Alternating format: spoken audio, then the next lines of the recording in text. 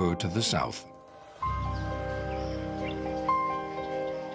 When they break their banks, they nourish a great floodplain that covers much of Pafuri.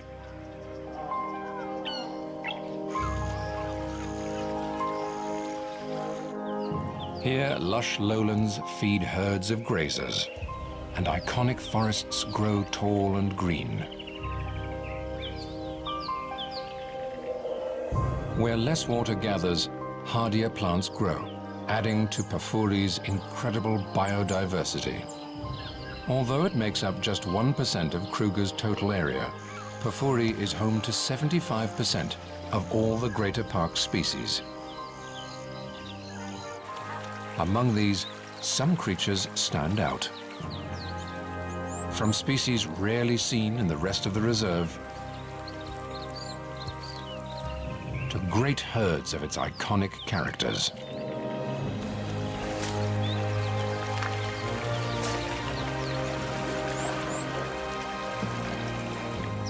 But above all the others, it's Pafuri's birds that set this place apart. More than 450 species make their homes here, the greatest diversity anywhere in Kruger.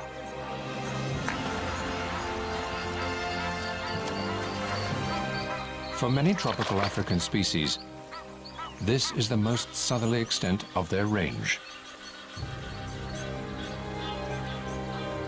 It's midwinter and the height of the dry season. After a protracted drought, the Great Limpopo River stands dry. But the Luvuvu still flows, making it a busy watering point for birds and animals alike. And the lapwings have done well to secure a spot on the banks. For almost all wildlife, each day includes a trip to the river during this trying time of year.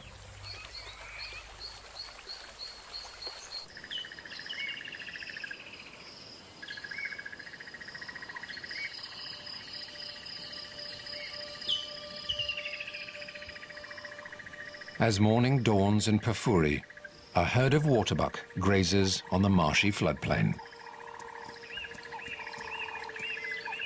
With the males weighing up to 550 pounds, these are among Africa's most heavy-set antelope. They fuel their bulk by feeding on the most protein-rich grasses and herbs they can find. And during the dry season, it's the floodplain that provides. All this protein builds up a thirst, and waterbuck are among the most water-dependent of all antelope. As the day heats up, they'll move down to the Luvuvu to drink. If not for the river, they couldn't survive here through the dry season.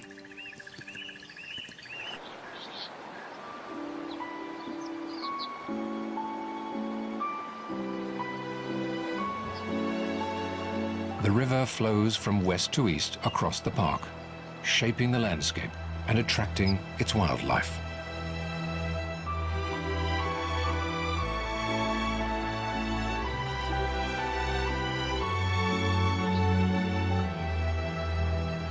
Here in the west of Pafuri, it's carved a deep canyon through the rock.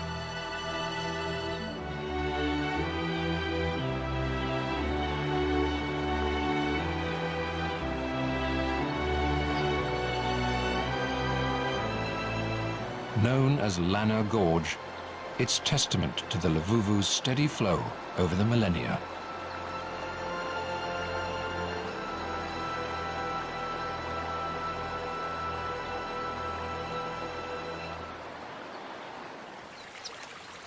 Further downstream to the east, the rocky sides give way to sandy riverbed.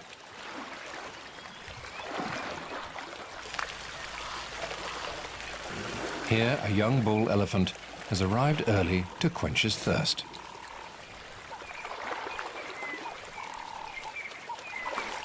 Pafuri, with its perennial water sources and green growth, is famous for its resident elephant herds.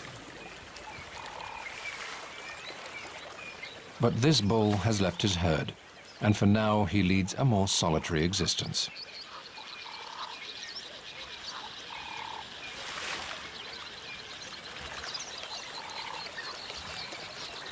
Social contact is an integral part of elephant life, and he will have spent his first 15 years in the company of his mother, siblings, aunts and cousins.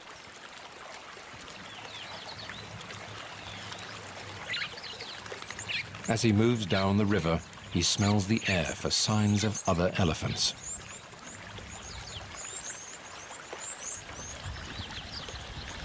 If he can find a group of other bachelors, he may join them for the sake of companionship.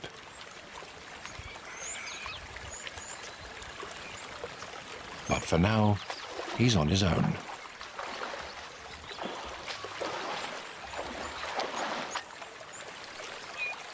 Just downstream, another group of social creatures makes their home.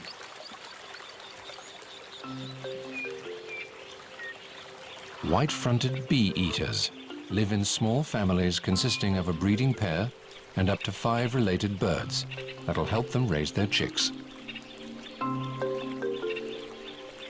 In a few months, when early summer brings the rains, they'll dig more nests like these into the riverbank to lay their eggs.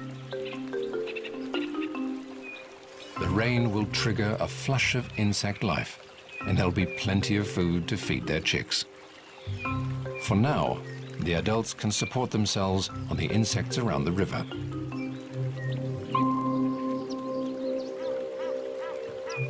The little water in the Lavuvu is enough to attract a range of water birds, and each starts its day by finding food in its own way.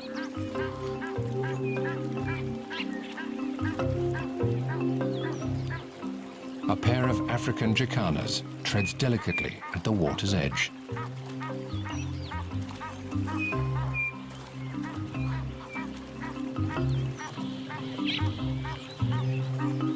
Their long toes help distribute their weight on floating plant life.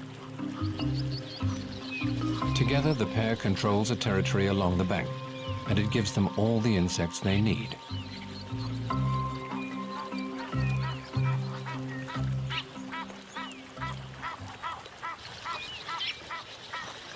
A pair of Egyptian geese forages on aquatic plants growing in the stream.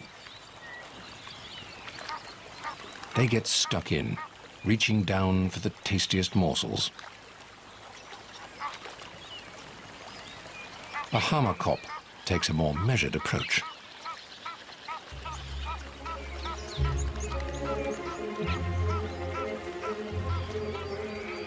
He's after creatures living among the river vegetation.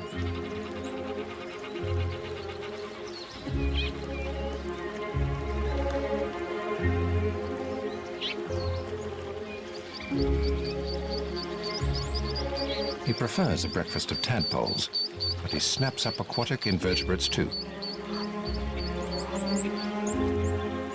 For a 3-banded plover, it's all about covering ground. He moves quickly along, pecking at the water's surface for insects and their larvae.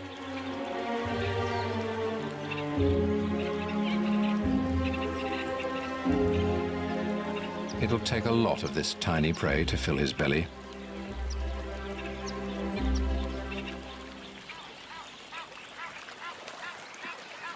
While some are enjoying the river's ample food supply, a great egret is finding things trickier.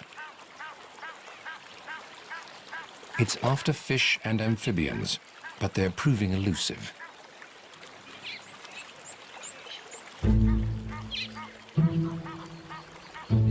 Perhaps another spot will be more productive.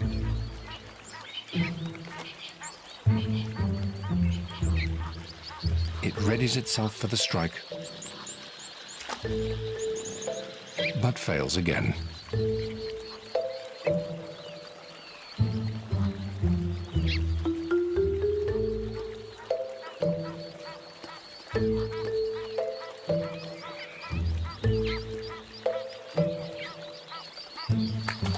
With one last effort, he comes up with a morsel.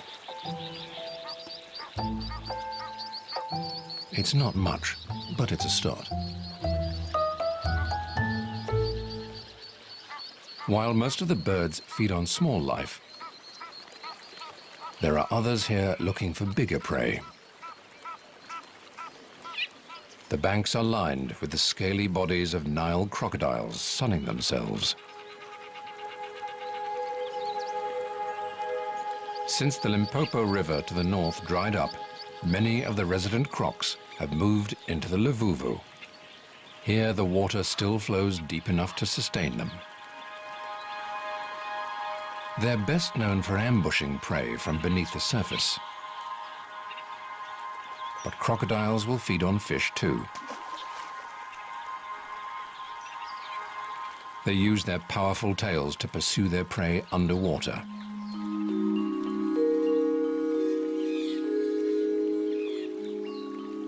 Despite their fearsome appearance, many other creatures seem comfortable in the presence of the crocodiles.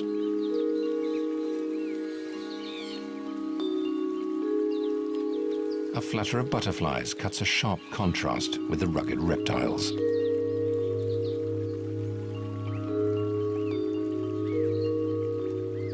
They're gathered to filter nutrients from the bank's muddy puddles.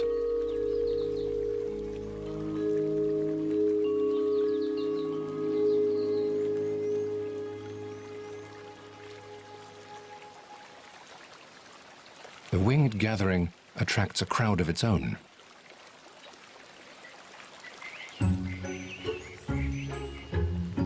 Bee eaters. The picky birds scrape the wings from their prey before devouring them.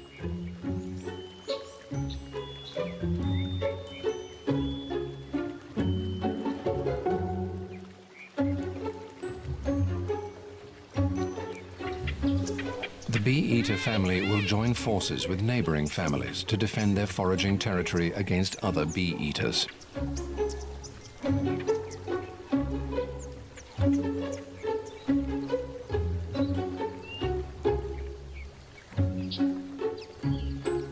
The river's water is a magnet to insects in the dry season, and the bee-eaters can't risk sharing their private food store.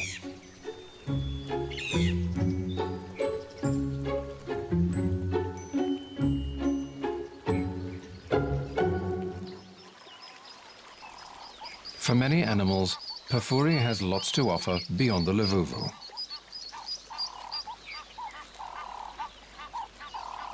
The teenage bull leaves the river to make his way through the bush, looking for companions.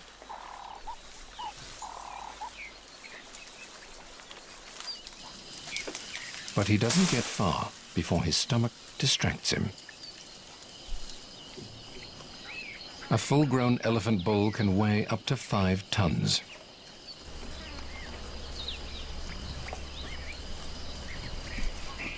His dinner plate-sized feet are specially evolved to support this massive weight, with thick cushions of fatty and fibrous tissue to absorb the pressure.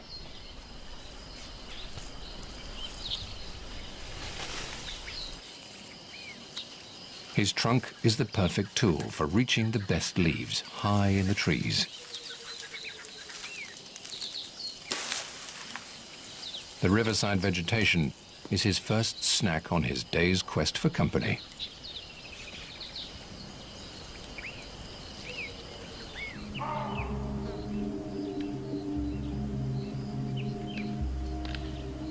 Pafuri has other food reserves in plenty for an elephant, including one type of tree in particular that the park is famous for.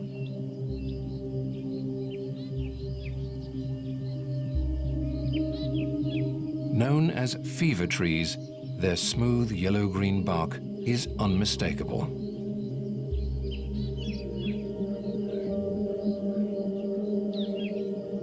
Early settlers found that people traveling or living near these trees contracted terrible fevers. They blamed the trees themselves for the illness, but the blame was misplaced.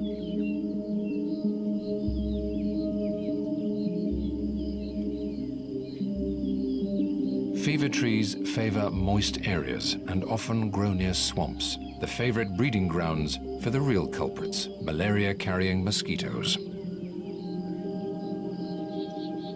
The dense stands of picturesque tall fever trees are icons of the Pafuri.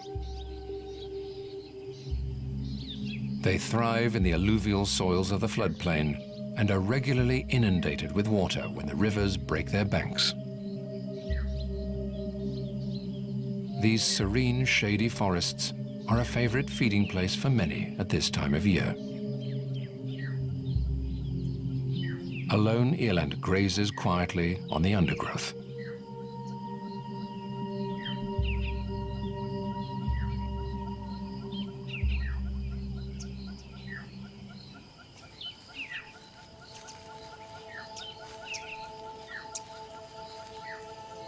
Not far away, a massive elephant bull disturbs the peace.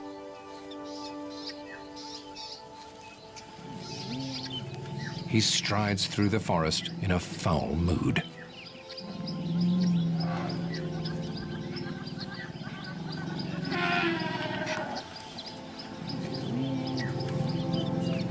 And it soon becomes clear why. He has a handicap to his most powerful tool.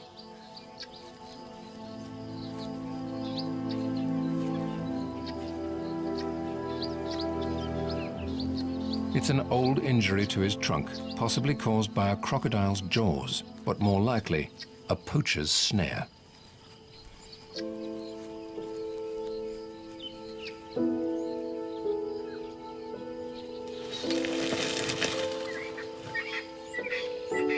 He can't fully extend it vertically to reach leaves.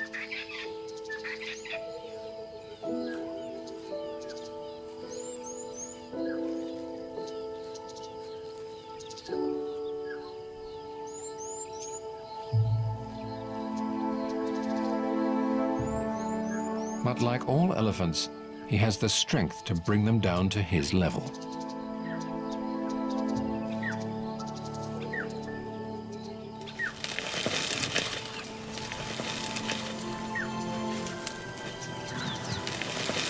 Once he chooses a tree, his incredible power takes care of the rest.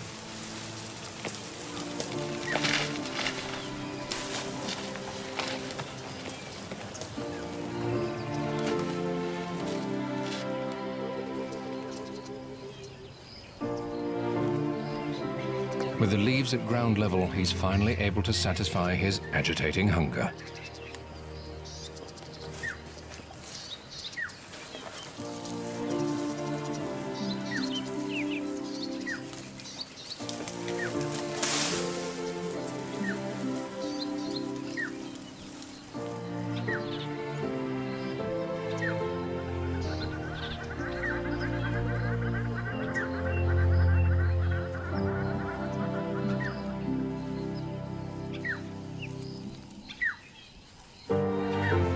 Having eaten his fill, he moves slowly off through the forest.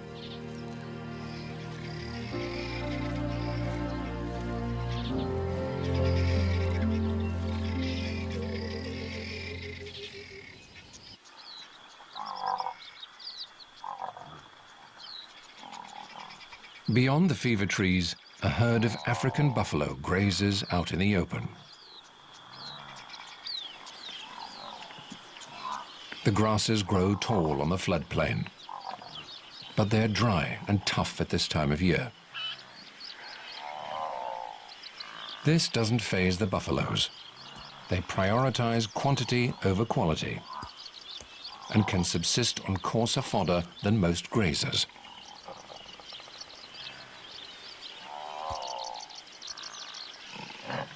The herd is a moving restaurant for oxpeckers that pick away at pests and parasites.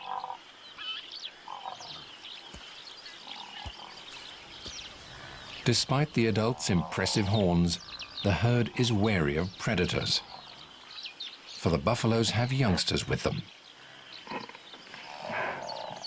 Eventually, they've had enough time in the open and head for the cover of Mopani thicket.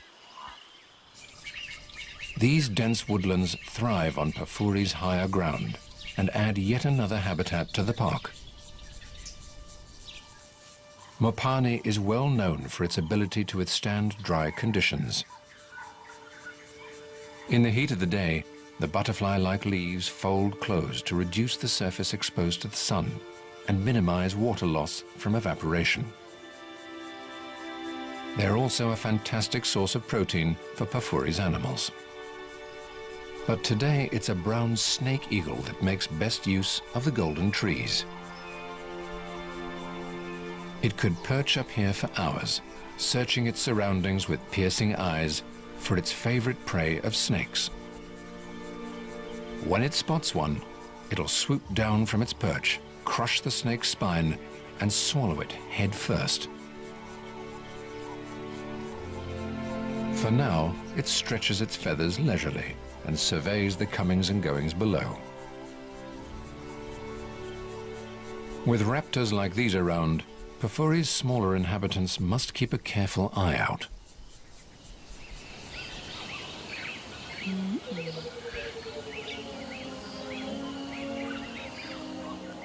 In the woodlands nearby, a deserted termite mound is home to a pack of dwarf mongooses.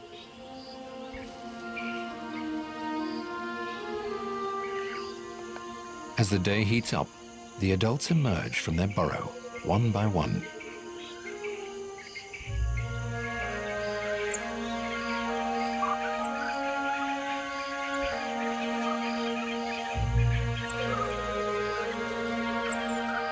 A communal latrine outside the entrance gives a clear scent sign that this home is taken.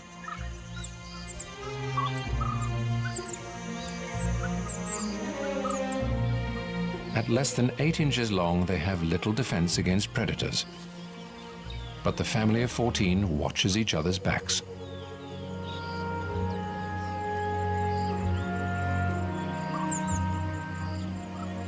Sentries take to higher ground to get the best vantage point possible.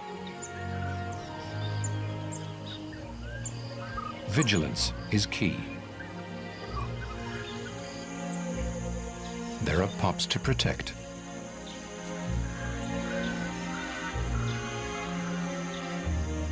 They're the offspring of the dominant male and female, and they're around 6 weeks old.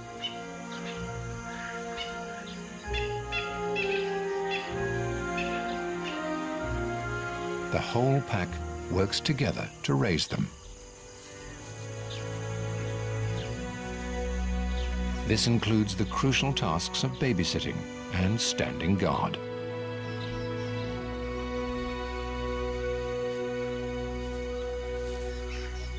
Subordinate females help suckle the young, some without ever having been pregnant themselves.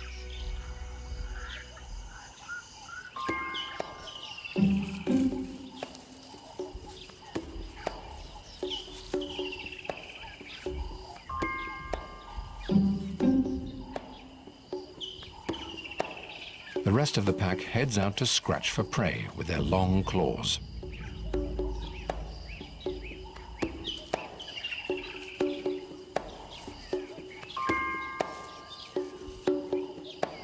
In the undergrowth of the dry woodland, there's plenty of food to be had.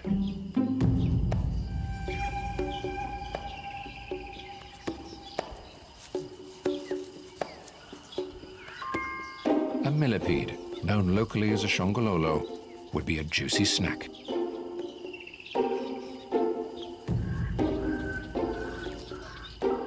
Despite its many legs, it's a slow mover. It must make good its escape before the mongooses sniff it out.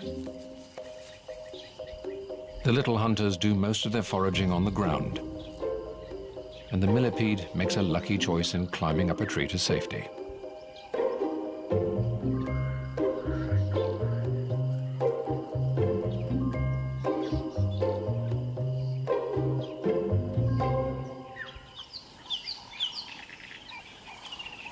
While the mongooses carry out their scuttling hunt, others plod slowly and steadily through the morning.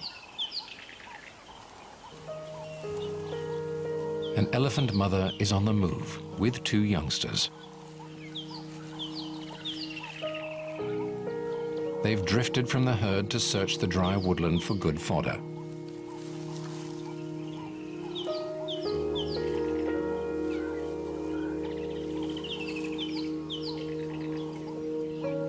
Only the younger calf is the cow's offspring. It stays close to her for safety at all times.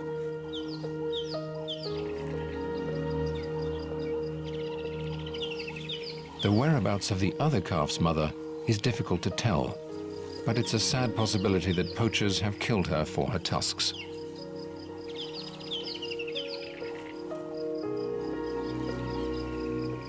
The three must rejoin their extended family soon. There are lions in Pafuri, and protection within the herd is crucial for young elephants.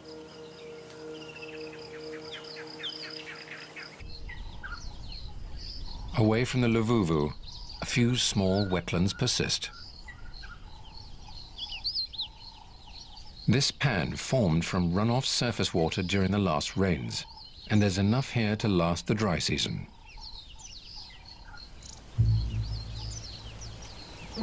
It's attracted 6 big bulls.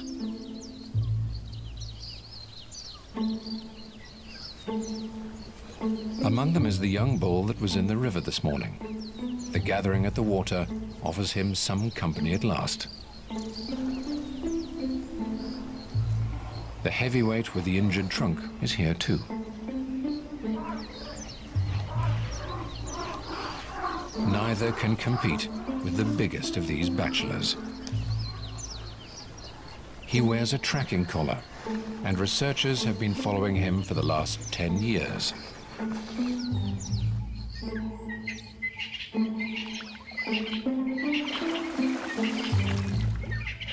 He's now in his prime, at around 45, and has picked up scars of his own during his long life. If all goes well, he could live to around 60. The other bulls give him plenty of space at the thirst-quenching water.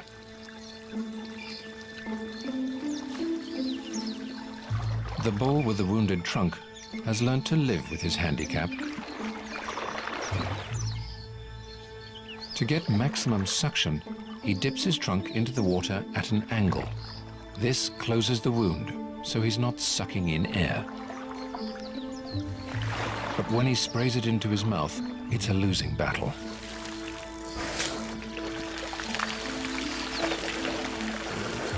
It's the elephant equivalent of drinking through a punctured straw.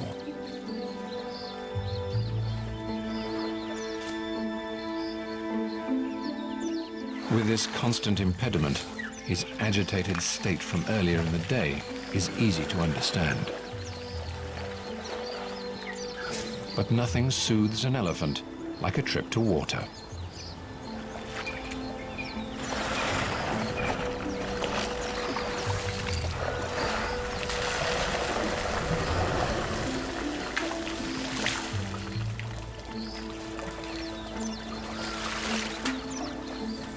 And it always involves a good splashing.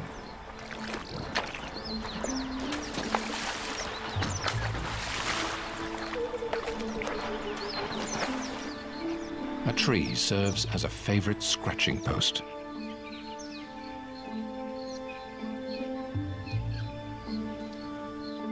And a final layer of dust will protect against the hot afternoon sun.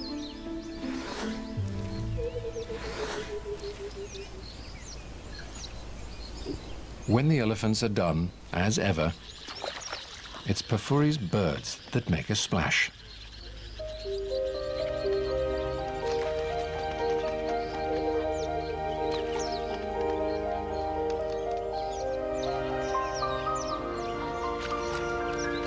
Fork-tailed drongos bathe themselves by plunging briefly into the water before flying off. It's the epitome of going for a quick dip.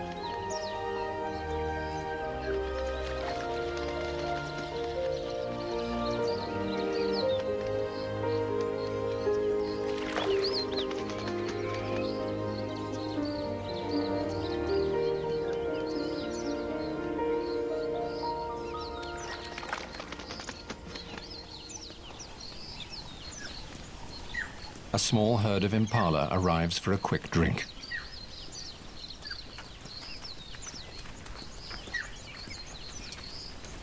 They're vulnerable with their heads down at the water and move swiftly on. As the midday heat sets in, many in Pafuri seek out water.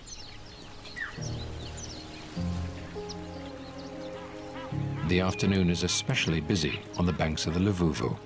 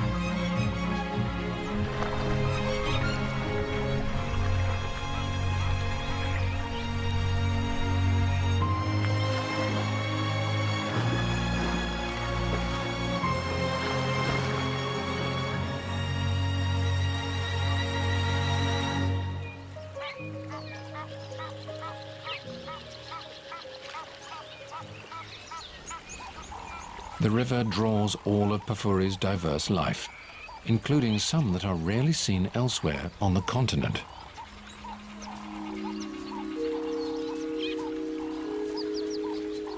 Nyala are particularly shy antelope, sticking to densely wooded areas, usually near water.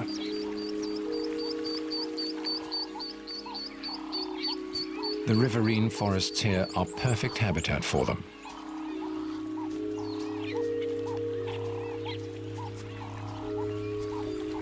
As thirsty as they may be, they're cautious around the water. This is crocodile territory. Across the river, a female Nyala has arrived with her 2 offspring. They're just as cautious as the males, and for good reason.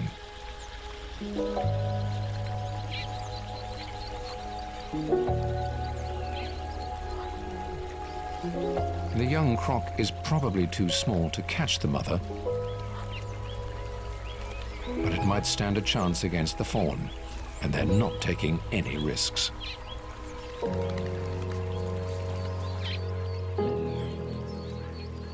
Downstream, the shaggy waterbuck have arrived with their young too. Even in the winter, temperatures can top 80 degrees Fahrenheit.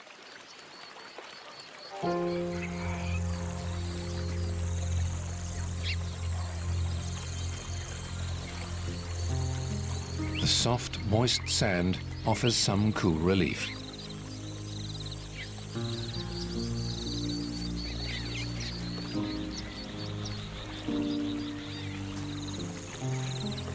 Most at the water come with company, but an old buffalo bull has arrived alone. He's retired from the competition of herd life and no longer has to wait for hundreds of herd mates to quench their thirst before he moves off. He's not the only old male on the banks. The warthog boar's huge facial lumps are testament to his age.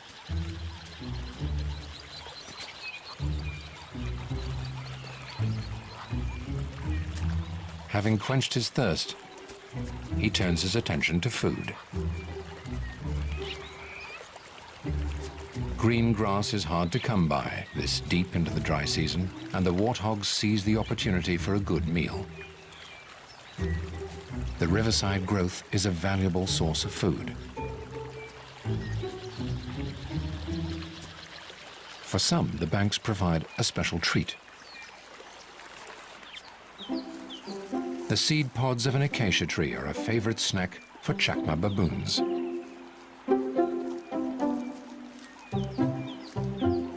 With arms as long as their legs, baboons have evolved to walk on the ground more than any other monkey.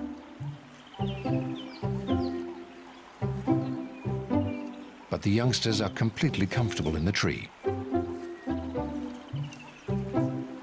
even as they pick their way between the thorns.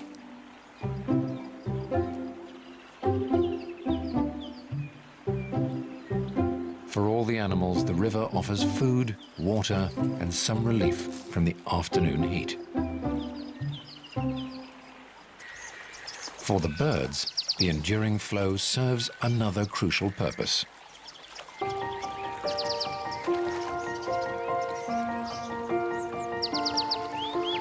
Most birds must bathe to keep their feathers in tip-top condition for flying.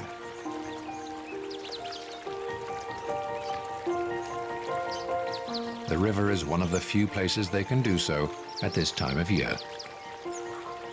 And they take full advantage of the cleansing flow.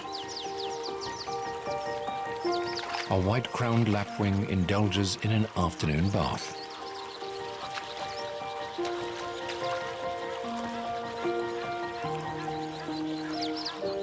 Bathing isn't the only important part of feather maintenance.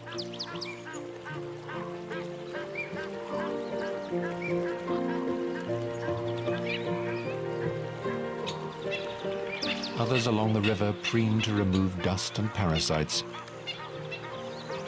and carefully organize each feather into its proper place.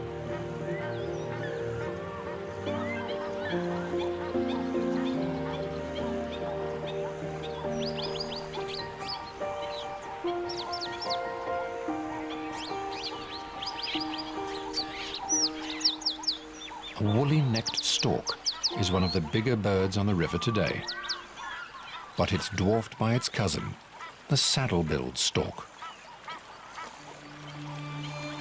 It towers at 5 feet tall. Like all other creatures, big birds are drawn to the Levuvu by the allure of water. An 11-pound white-backed vulture makes daily trips to water to drink and bathe.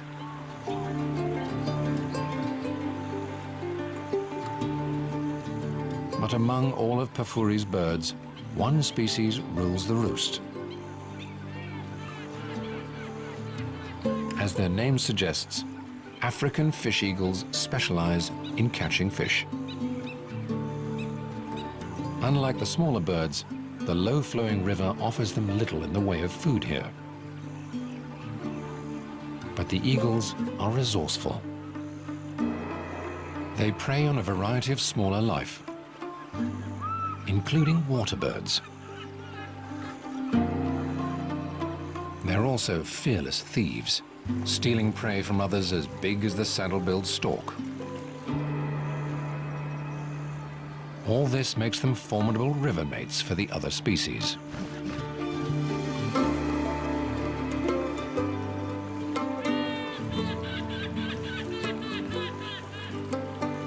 Like all here, they too must drink.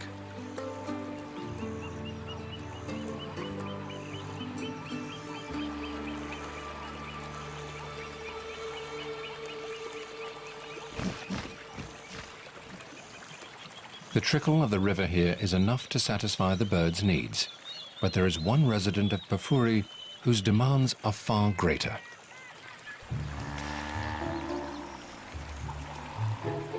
Hippos need water deep enough to submerge their great bodies entirely.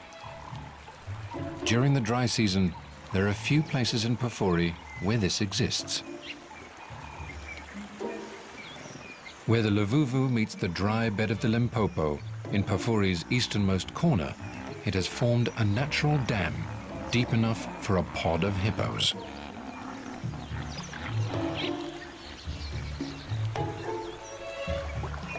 These huge animals have sensitive skins and spend most of their days submerged to escape the heat of the sun.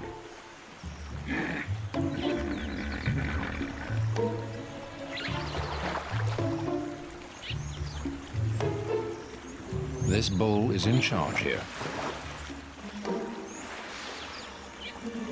Should he need to assert his control, he can open his jaw to 150 degrees, bearing 20-inch long tusks.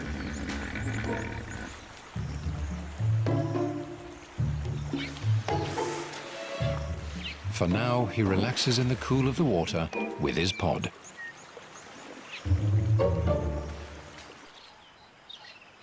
At the end of the Luvuvu, the riverbed of the Great Limpopo shines white under the afternoon sun.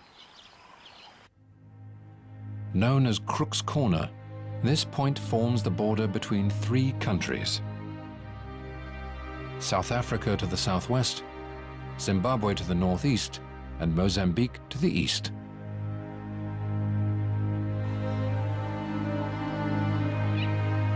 Here the Luvuvu River reaches its end.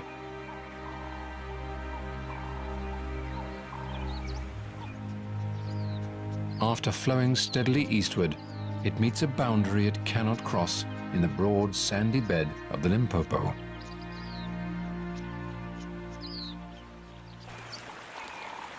For the creatures of Pafuri, the Luvuvu has done its job, providing water through another hot, dry day.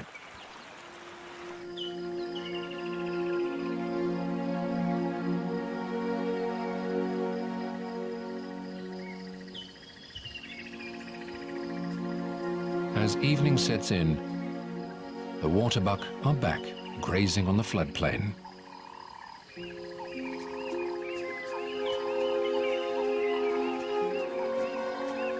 They enjoy the cool, calm end of the day.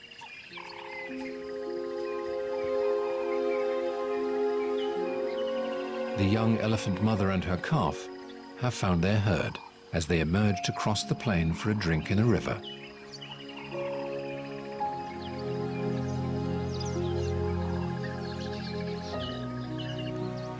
On the Luvuvu's banks, the baboon troop spends a little time by the water before heading into the treetops to sleep.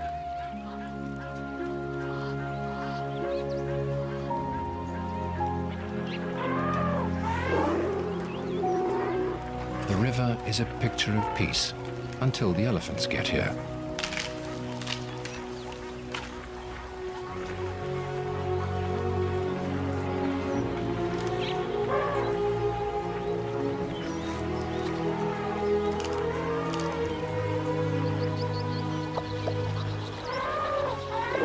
The cool, soft sand is welcome relief after the long, hot day.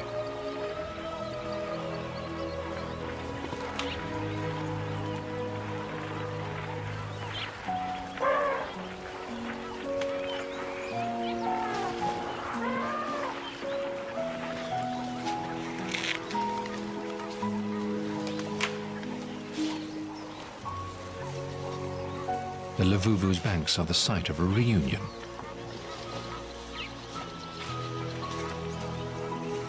The older calf from earlier has found its mother.